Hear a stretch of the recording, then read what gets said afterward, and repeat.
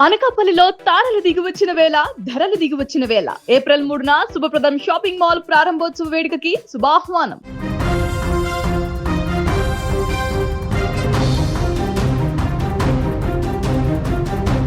విశాఖలోని గాజువాకలో యువతి హత్య కేసులో ఇప్పుడు కీలక విషయాలు వెలుగు చూస్తున్నాయి. ప్రియురాలని రవీంద్ర అత్యంత దారుణంగా నేవీ ఉద్యోగిగా పనిచేస్తున్న అతను అత్యంత దారుణంగా హత్య చేయడమే కాకుండా ఆ తర్వాత ఆ యువతిని మౌనికని ముక్కలు ముక్కలుగా నరికి శరీర భాగాలను వేరు చేసి ఫ్రిడ్జ్లో పెట్టాడు. ఆ తర్వాత తలతో పాటు మరికొన్ని శరీర భాగాలను అక్కడి నుంచి దూరంగా 4 కిలోమీటర్లు తీసుకువెళ్ళి అక్కడ కాల్ చేసినట్టుగా నిందితుడు చెప్పినట్టుగా పోలీసులకు సమాచారం తెలుస్తుంది. అయితే ఈ కేసులో కీలకమైనటువంటి నిందితుడిగా ఉన్నటువంటి వ్యక్తి రవీంద్ర ఇంటి పక్కన ఉండేటువంటి వారు కీలక నిజాలు వెల్లడించారు. రవీంద్ర కొన్ని నెలల నుంచి తమ అపార్ట్మెంట్లో ఉంటున్నాడని, ఇప్పటి వరకు ఎవరితోనూ మాట్లాడేవాడు కాదంటూ చెబుతున్నారు. అతనిపైన ఇప్పటి వరకు ఎలాంటి కంప్లైంట్స్ కూడా లేవనేటువంటి విషయాన్ని కూడా అక్కడ ఉన్నటువంటి నైబర్స్ చెప్తున్నారు. భార్య పుట్టింటికి వెళ్ళినటువంటి దగ్గర నుంచి ఒక్కడే ఉంటున్నా కూడా ఎవరితో తప్పుగా ప్రవర్తించడం కానీ, ఎవరితో రాంగ్గా మాట్లాడడం కానీ, ఎవరితో గొడవలు పడడం కానీ, ఎప్పుడు కూడా ఎవరితో ఎలాంటి వివాదాలకు వెళ్లకుండా తన పని తాను చేసుకుంటూ ఉంటాడంటూ కూడా స్థానికులు చెప్తున్నారు. ఒకసారి ఈ యొక్క హత్యకు చేసినటువంటి రవీంద్రకు సంబంధించినటువంటి ఆయన నైబర్స్ కానీ అక్కడ ఉన్నటువంటి అపార్ట్మెంట్ వాసులు కానీ ఏం చెప్తున్నారో ఒకసారి విందాం. మార్నింగ్ అయితే ఇలాంటి చూస్తున్నామా మన కాలనీలో. ఏం విన్నారు అసలు మీరు ఈ ఘటన గురించి? ఫస్ట్ అయితే అందరు చెప్పుకున్నది అయితే అబ్బాయి అమ్మాయితో రిలేషన్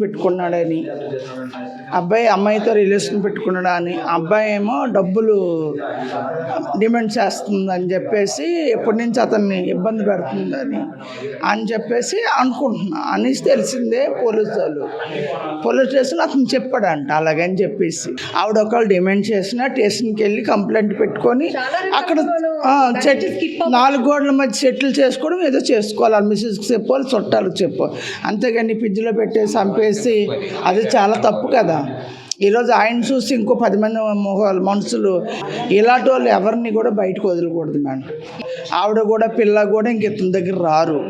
ఇతను చేసే పని ఇతని ఫ్యామిలీ మీద ఎఫెక్ట్ పడుతుంది. ఫస్ట్ మా పక్క వాళ్ళందరూ పక్కన పెట్టేస్తే ఆల్రెడీ ఇతను అక్కడ అద్దెకున్నాడు మేడం, సొంత కూడా కాదు, రెంట్ హౌస్.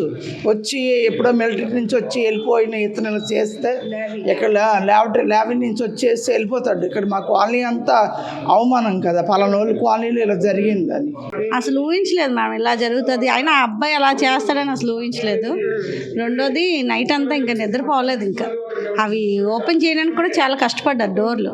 వాళ్ళ చాలా ఒక 1 అవర్ అందరూ అపార్ట్మెంట్లో లేడీస్ అందరం కిందే ఉన్నాం. డోర్ బద్దలు కొట్టి చాలాసేపు అసలు ఓపెన్ అవ్వలేదు. వాళ్ళ తమ్ముడు ఇక్కడ దేవుడి దగ్గర గ్లాస్ ఉంటుంది మాకు, అది బ్రేక్ చేసి కిందకి వెళ్ళి లోపలికి వెళ్ళాడు పాపం.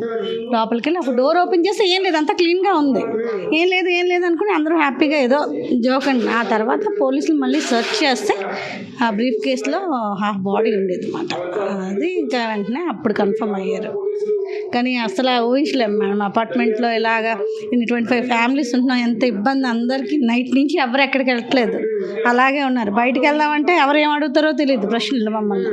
మాకేం తెలియదు వాళ్ళ గురించి చెప్పడానికి కూడా. జనరల్గా తను ఇక్కడే రెగ్యులర్గా జాబ్ ఇక్కడే. తను రోజు రెగ్యులర్గా మార్నింగే టైంలో పిల్లలు స్కూల్కి వెళ్ళేటప్పుడు ఆ అబ్బాయి జిమ్కి వెళ్తాడు, మళ్ళీ వస్తాడు. రవీంద్ర ఏజ్ అలా ఉంటుంది కానీ చూడడానికి చిన్న అబ్బాయి లాగా కనిపిస్తాడు, యంగ్స్టర్ లాగా కనిపిస్తాడు. ఆ బళ్ళు అవి కింద ఉంటాయి, 2-3 బళ్ళు ఉంటాయి అబ్బాయికి. వెళ్తూ ఉంటాడు, వస్తూ ఉంటాడు. ఎప్పుడు ఎవరితో మిస్బిహేవ్ చేయడం కానీ, ఇప్పుడు బ్యాచిలర్స్ ఉన్నారన్న ఆ ఫీల్ కానీ మాకు ఎప్పుడు రాలేదు. చాలా డీసెంట్గా ఉంటాడు. మరి ఏం జరిగిందని అంత దుర్మార్గంగా ప్రవర్తించాడు అంటే, ఆయన అలాంటి వ్యక్తి సంవత్సరం నుంచి మా మధ్య ఉన్నాడంటే మేమే చాలా భయగ్రస్తులు అయ్యాం. కానీ ఇప్పటి వరకు మా 70 వార్డులో ఇలాంటి దుర్ఘటన ఎప్పుడు జరగలేదు. అందరూ కూడా చాలా అఫీషియల్గా ఉంటారు కానీ ఇలాంటి విషయం ఎప్పుడు జరగలేదు. ఎవరికి కూడా లేడీస్ కూడా చాలా సెక్యూరిటీ మా వార్డు అంటేనే. మా ఎల్వి నగర్ అంటే లేడీస్కి చాలా సెక్యూరిటీగా ఉంటుంది. అలాంటిది ఇంత దారుణంగా జరిగింది అంటే మేము చాలా బాధపడుతున్నాం. అలాంటి నేరస్తుని కఠినంగా శిక్షించాలని కోరుకుంటున్నాం. వాళ్ళ మిసెస్ ఏమో డెలివరీకి వెళ్ళారు. 4 months అట పాప పుట్టిందట. ఆవిడ ఇంకా ఇంటికి రాలేదు. పెళ్ళి పాప పుట్టిందట. మరి ఇంత కిరాతకంగా ఎందుకు చంపాడు అన్నది విషయాన్ని మాత్రం పోలీసులు దర్యాప్తు చేయాలి. ఇవన్నీ కనుక్కొని నేరస్తుడికి మాత్రం కఠిన శిక్ష వేయాలని కోరుకుంటున్నాం. 1 year నుంచి ఉంటున్నారట. బిహేవియర్ అయితే చాలా బాగుంటుందని చెప్తున్నారు. ఇరుగు పొరుగు వాళ్ళు కూడా ఎప్పుడు ఎవరితో మాట్లాడడానికి కానీ వాళ్ళ భార్యాభర్తలు గొడవ పడడం కానీ ఏమీ లేదట. చాలా డీసెంట్గా ఉదయం జిమ్కి వెళ్తాడట, తర్వాత వచ్చి ఆఫీస్కి వెళ్తాడట, సాయంకాలం వచ్చి తన రూమ్లో తను ఉంటాడట. కానీ ఎప్పుడు ఇరుగు పొరుగాలతో కూడా మాట్లాడలేదట. డీసెంట్గానే ఉంటాడని చెప్తున్నారు. మరి ఇది ఎందుకు జరిగింది అన్నది మనకు తెలియదు. ఎవరో తప్పులు అన్నది న్యాయస్థానం అమాయకంగా ఉండే అటువంటి అతనిలో ఇంత క్రూరత్వం దాగి ఉందని తెలిసి షాక్ అవుతున్నామంటున్నారు అక్కడ ఉన్నటువంటి ఇరుగు పొరుగు నైబర్స్. ఇలాంటి దారుణానికి పాల్పడినటువంటి నిందితుల్ని కఠినంగా శిక్షించాలంటూ కూడా డిమాండ్ చేస్తున్నారు. ఏదేమైనా కూడా ఇంట్లో ఇంత దారుణంగా ఒక మహిళను హత్య చేసి అతను ఎవరితో గొడవ పెట్టుకోలేదు ఇప్పటి వరకు. సైలెంట్గా తన పని తాను చేసుకుని వెళ్తాడు. తను డ్యూటీకి వెళ్ళి ఇక్కడికి వస్తాడు. అపార్ట్మెంట్లో ఏ ఒక్కరితో కూడా చిన్న డిస్టర్బెన్స్ కూడా లేదు. సంవత్సరం అవుతుంది అపార్ట్మెంట్కి వచ్చి.